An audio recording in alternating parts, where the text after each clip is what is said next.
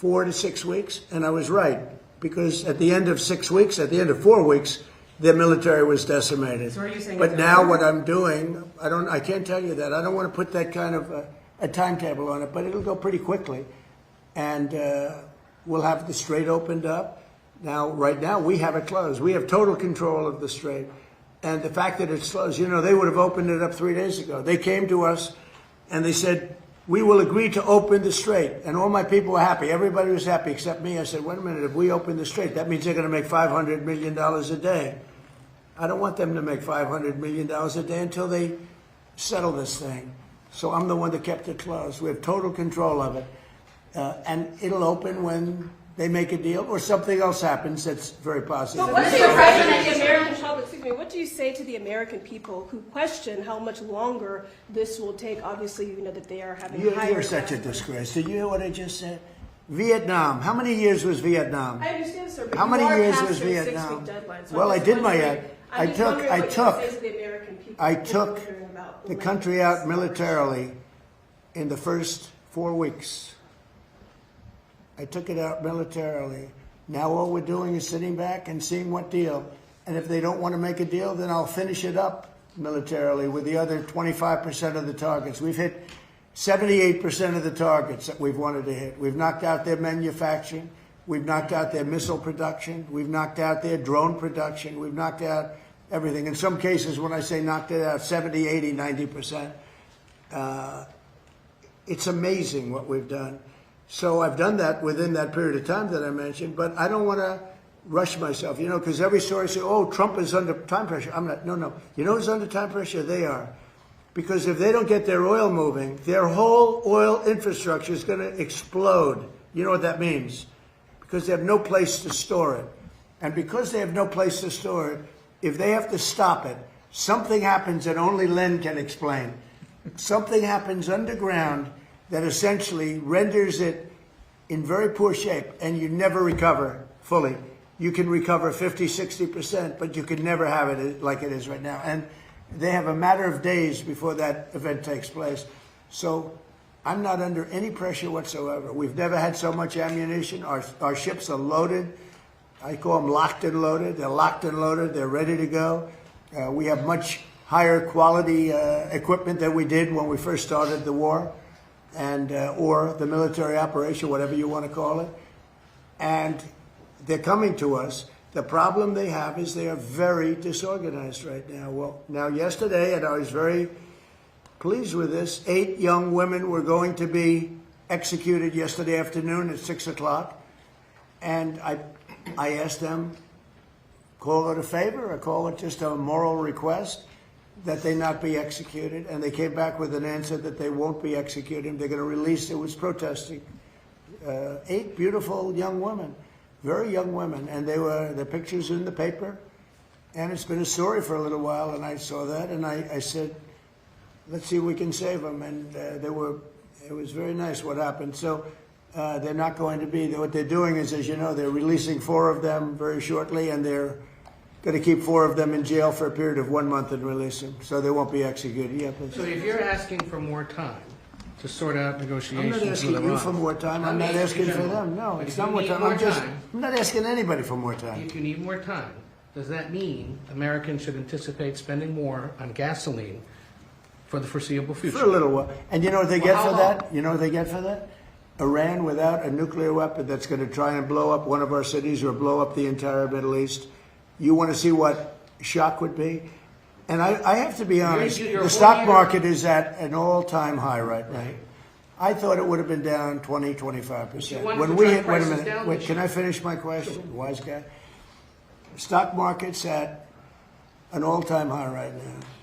I projected, and I'm pretty good at this, that the stock market, Howard, would drop maybe 20%, 25%, and I understood that, and I said, hey, it's a bad thing, but I have to do what's right for the country, even the world, because you can't have them, you cannot let them have a nuclear weapon. So the stock market, unlike what a lot of people were predicting, I thought they weren't necessarily wrong.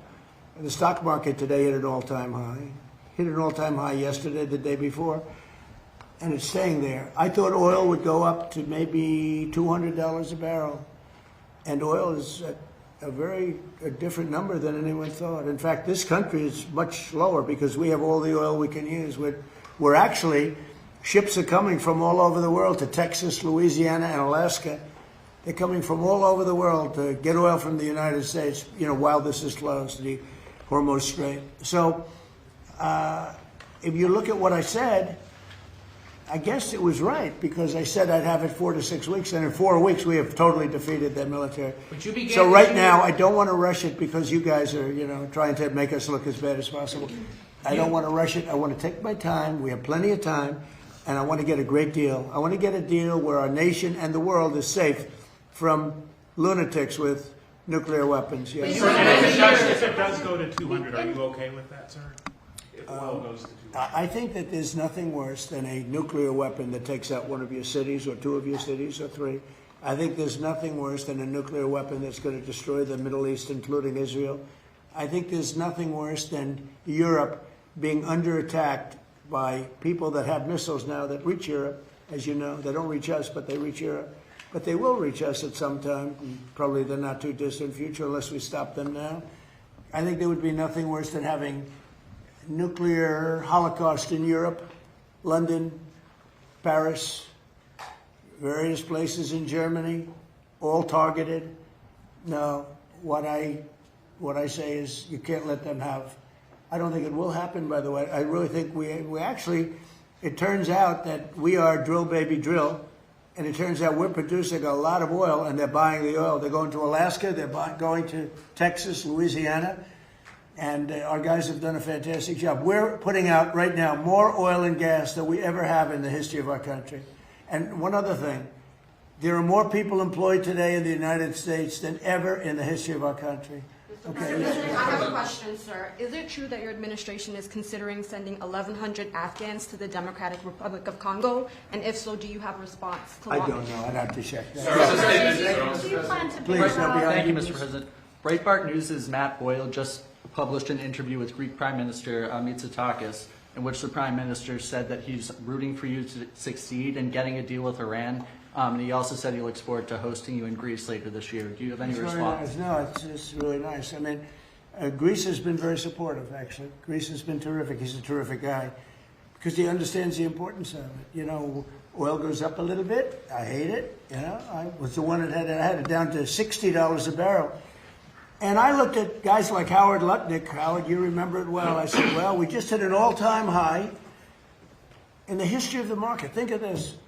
When we hit 50,000, I was told, everybody was told, when I won the election, November 5th, they said, well, during the 4-year period, it'll be impossible for the Dow to ever reach 50,000. It'll be impossible for the S&P to ever hit 7,000. Impossible. And you remember that, Howard, right? It was going to hit maybe 6, 7 years, 8 years, but I did it in my first year, hit 50,000. Now it's just about at 50,000, and S&P is higher than it was when we started. And S&P hit over 7,000, and that was before the year ended up 1 year. So I can only tell you this, it'll end. I don't think it'll be very long, by the way. They're delaying it because we don't know who to deal with. They are in, they know who the leader is in this country. We don't know who the leader is in Iran. Because remember, regime change. Khomeini is gone. He's gone to greener pastures. He's gone, and all of his team is gone. Then a second group came in, they're all gone.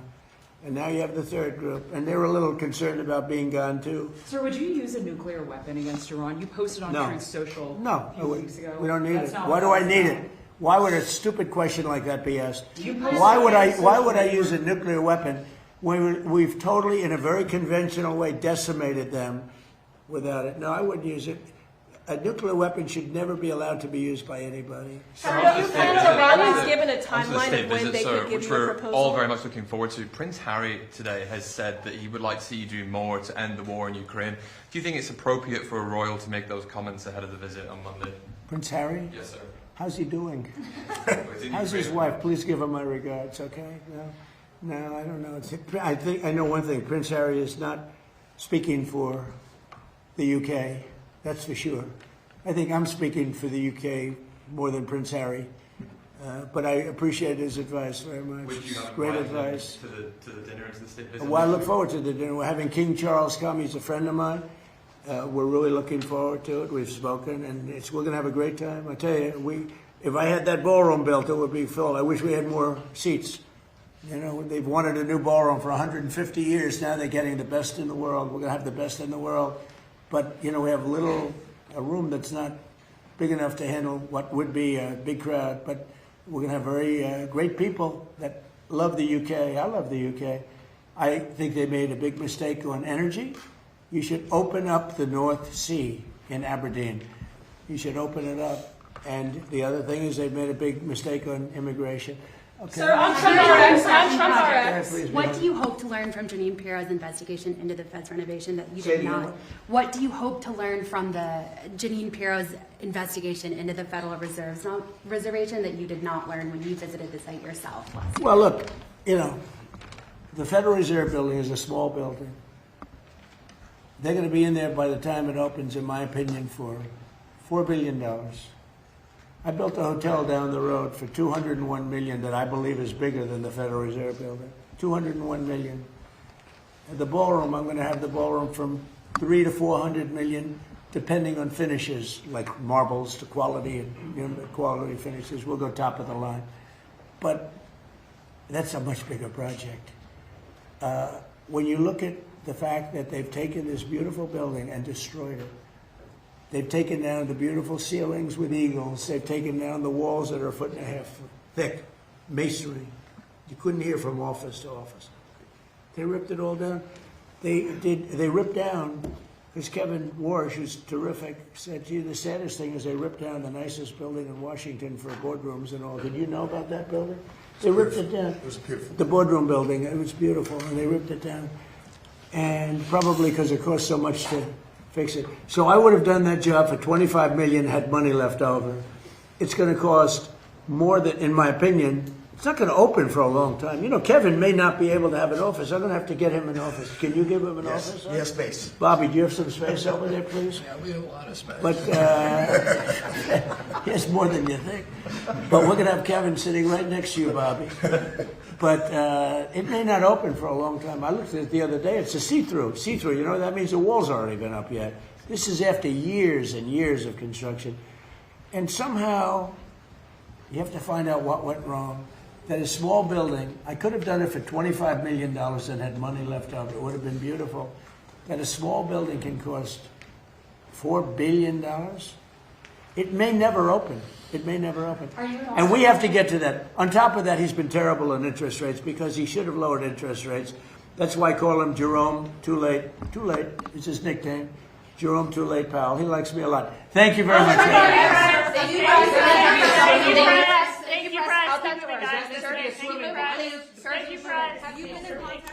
That is President Donald Trump. He just was updating reporters there in the Oval Office on a multitude of issues, one of them being the war with Iran. I just want to point out one highlight from that news conference where our very own Ed O'Keefe asked the president if he thought gas prices were going to continue to stay elevated.